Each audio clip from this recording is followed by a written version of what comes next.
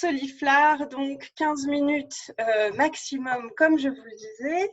Et ce matin, je vais vous parler d'une œuvre qui n'est pas toujours très connue, que voici, qui est une huile sur toile de 81 sur 54 cm, qui a été présentée au Salon des Indépendants en 1910 et qui a été réalisée par un artiste du nom de Joachim Raphaël Boronali, né à Naples. C'est ainsi, en tous les cas, qu'il était présenté. Cette œuvre a été discutée, a fait l'objet de critiques très variées dans la presse, qui y allant de la fougue d'une jeune créativité en devenir, qui, détruisant totalement cette œuvre, qui, vous le voyez, est en fait assez étonnante, un peu brouillonne peut-être, en tous les cas surprenante, bien évidemment, car vous le voyez, la partie inférieure de l'œuvre est recouverte de bleu, sur lequel se détache cette masse dont on n'arrive pas à identifier tout à fait ce qu'elle représente. Et puis vous voyez qu'au-dessus de cette masse bleue de la mer, vraisemblablement, eh bien, se trouve un ciel rougeoyant. Cette œuvre, présentée donc au Salon des Indépendants de 1910, a été intitulée « Et le soleil s'endormit sur l'Adriatique ». Elle a donc, comme je vous le disais, suscité l'intérêt positif ou négatif de la critique. Et quelques jours plus tard, l'auteur, donc Boronali, le peintre, publie dans la presse son manifeste. Je vous le cite, hein, je vous le lis tout simplement. « Holà, grands peintres excessifs, mes frères, holà, pinceaux sublimes et rénovateurs, brisons les ancestrales palettes et posons les grands principes de la peinture de demain. Sa formule est l'excessivisme. L'excès en tout est un défaut, a dit un âne. Tout au contraire, nous proclamons que l'excès en tout est une force, la seule force. Ravageons les musées absurdes, piétinons les routines infâmes. Vive l'écarlate, la pourpre, les gemmes coruscantes, tous ces tons qui tourbillonnent et se superposent, reflets véritables du sublime prisme solaire. Vive l'excès, tout notre sang à flot pour recolorer les aurores malades.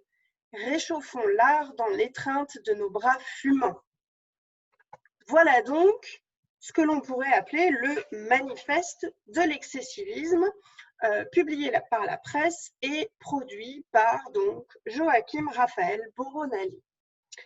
Or, voici que quelques jours après ce manifeste et l'ouverture du Salon des Indépendants, ce manifeste précisément à la presse, Roland Dorgelès, que vous voyez ici photographié en 1923, et qu'il faut imaginer en 1910, plutôt comme vous le voyez ici à droite dans ce portrait que Louis Marcoussis a fait de lui, Roland Dorgelès, qui est l'auteur des Croix de bois, hein, comme vous le savez, mais qui ne l'a écrit, cet ouvrage, qu'après la Première Guerre mondiale. Donc nous sommes à une époque, en 1910, où Roland Dorgelès vit à Montmartre. C'est un membre de la Bohème et quelques années après l'épisode et la production et la présentation de l'œuvre dont je vous parle, il sera rendu célèbre par un coup d'éclat à Montmartre, précisément, parce que refusant un programme immobilier, nuitamment avec des amis, il est venu tout simplement planter des pieds de vigne à l'endroit où le lendemain les travaux devaient débuter pour la construction d'immeubles. Or, ces vignes existent toujours puisque ce sont les vignes de Montmartre. Donc voilà qui est Dorgelès. Or, Dorgelès se présente à l'illustration, donc au siège du magazine L'Illustration, pour signaler que cette toile et le soleil s'endormit sur l'Adriatique, qui a été rebaptisé par les journalistes coucher de soleil sur l'Adriatique, eh bien, Dorgelès signale qu'il s'agit d'un canular. Et il dit qu'il s'agit en fait d'une vaste blague qui a été faite tout simplement ici, dans le jardin du cabaret Le Lapin Agile, qui est précisément juste en face des vignes, que Dorgelès fréquentait. Et vous en voyez ici une image au début, début du XXe siècle, excusez-moi. Ce cabaret du Lapin Agile, autrefois cabaret des assassins, était géré par un monsieur qui s'appelait Frédéric Gérard, que l'on appelait le père Frédé, que vous voyez ici à droite, avec son âne Lolo, qui, selon Dorgelès, n'est autre, l'âne, que le peintre Boronali, c'est-à-dire celui qui a réalisé le fameux tableau présenté au Salon des Indépendants. Et pour preuve de ce que Dorgelès avance, eh bien, il montre un acte notarié qui a été réalisé le 8 mars 1910 par l'huissier de justice Maître Brienne et fournit à l'appui de ces dires la photographie suivante où vous voyez au premier plan, pardonnez-moi, je reviens, au premier plan l'âne Lolo, entouré de plaisantins masqués qui le flattent en lui donnant des carottes. Et ce qui est plus difficilement visible, j'essaie de vous le montrer tout de même, voilà, j'ai enfin pu reprendre mes petites habitudes, le voici, regardez, au bout de la queue, il a un pinceau qui est fixé. Et donc Dorgelès dit que l'âne est le véritable auteur, puisque ce que vous voyez ici, c'est le tableau qui a été exposé au Salon des Indépendants. Donc, à chaque fois que Lolo recevait sa carotte, il était tellement heureux qu'il bougeait la queue et qu'il a ainsi produit la peinture que vous avez vue. Pourquoi est-ce qu'il fait ça? Parce qu'il veut se moquer en fait des artistes indépendants qui exposent au Salon des Indépendants. Je vais y revenir. Je voulais vous préciser par ailleurs que Dorgelès insiste sur un élément, c'est le nom de l'artiste. Boronali est en fait l'anagramme d'Ali Boron, qui est l'âne de Buridan. L'âne de Buridan que l'on retrouve chez Rabelais, qui, ne sachant comment choisir entre la paille et l'eau, meurt de faim. Et c'est un motif qui a été réutilisé dans la caricature journalistique, par Cham notamment, au milieu du 19e siècle. Donc c'est un élément qui est très connu. Je voulais vous présenter une chose par ailleurs, c'est que, ou vous rappeler que l'œuvre que je vous ai montrée a été présentée dernièrement, il y a quelques années, au Grand Palais, dans une exposition qui s'intitulait Carambolage, qui était une exposition brillantissime et d'un style tout à fait novateur, puisqu'il s'agissait non pas d'une exposition avec un propos scientifique poussé, j'entends, ce n'était pas une monographie, ce n'était pas thématique. L'idée, c'était tout simplement que le commissaire de l'exposition rapprochait des œuvres qui plastiquement ou pour une autre raison lui faisaient penser à la précédente. C'était en fait une exposition qui était sur le modèle de 3 petits chats. Vous voyez, je vois ça, ça me fait penser à ça. Et sur ce modèle-là, voilà à quoi me fait penser le soleil qui s'endormit sur l'Adriatique. Alors vous me direz, il n'y a pas grand-chose de commun, mais je vous assure que ça m'y fait penser. C'est peut-être le rougeoiement du ciel chez Titien, ou peut-être tout simplement le volume ici représenté par Europe et Jupiter sous forme de taureau. En tous les cas, moi, quand je vois et le soleil s'endormit sur l'Adriatique, eh bien, je pense à l'enlèvement d'Europe de Titien.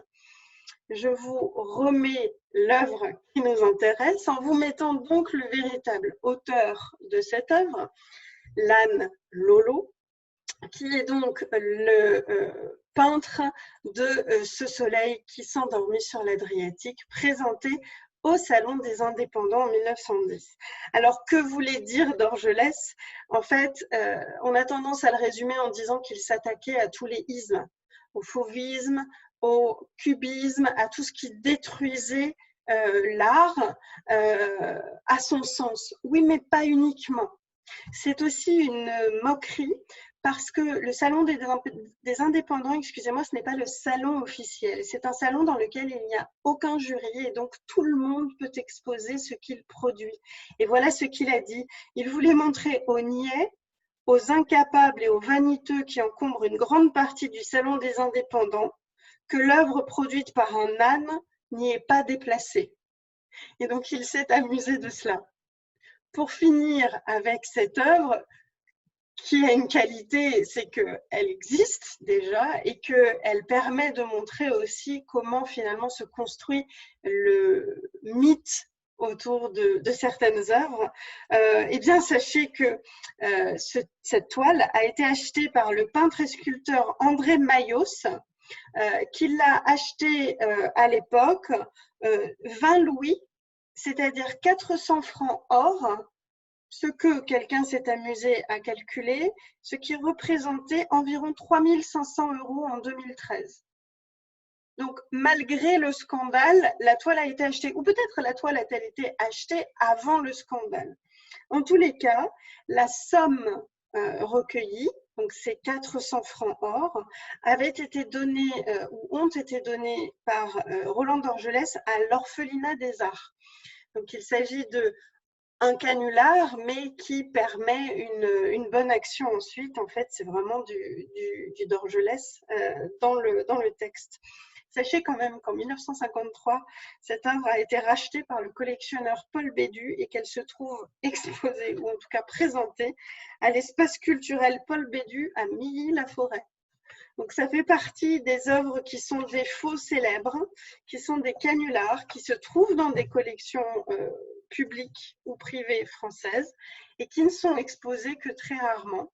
Donc, je vous encourage, si vous le voulez, à vous fournir, peut-être en bibliothèque, le catalogue de carambolage. Ça vous permettra de voir le fonctionnement et puis ça vous permettra aussi de voir la notice complète de ce soleil s'endormi sur l'Adriatique. Voilà, je voulais vous montrer un petit peu ça. Je me suis dit qu'un petit peu de légèreté ne serait pas plus mal. Et puis, cette œuvre étant très, très, très peu exposée, vraiment, c'est l'occasion de mettre un coup de projecteur là-dessus. Voilà pour ceci, pour ce petit soliflare, le second. Et je vous présente évidemment la suite des événements. Donc, ce dimanche, je vous propose une initiation à l'art japonais à 18 h. Mardi matin, c'est ma collègue et collaboratrice Aurélie Borg qui vous présentera le Château des Coins. Comme toujours, ce sera aussi mis en ligne après sur la page YouTube, de même que le soliflare de la semaine prochaine que je vous présenterai. Je ne vous dis évidemment pas de quoi il s'agira.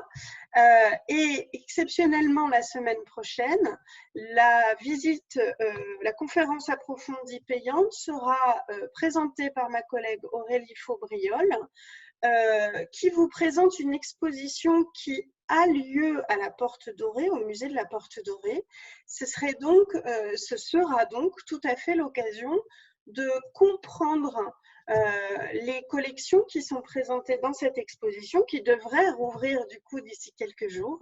Ce sera l'occasion évidemment d'une préparation à aller voir peut-être votre première exposition de l'après-déconfinement. En tous les cas, je vous invite à vous inscrire aussi sur mon site. Je vous remercie de votre attention. Je vais arrêter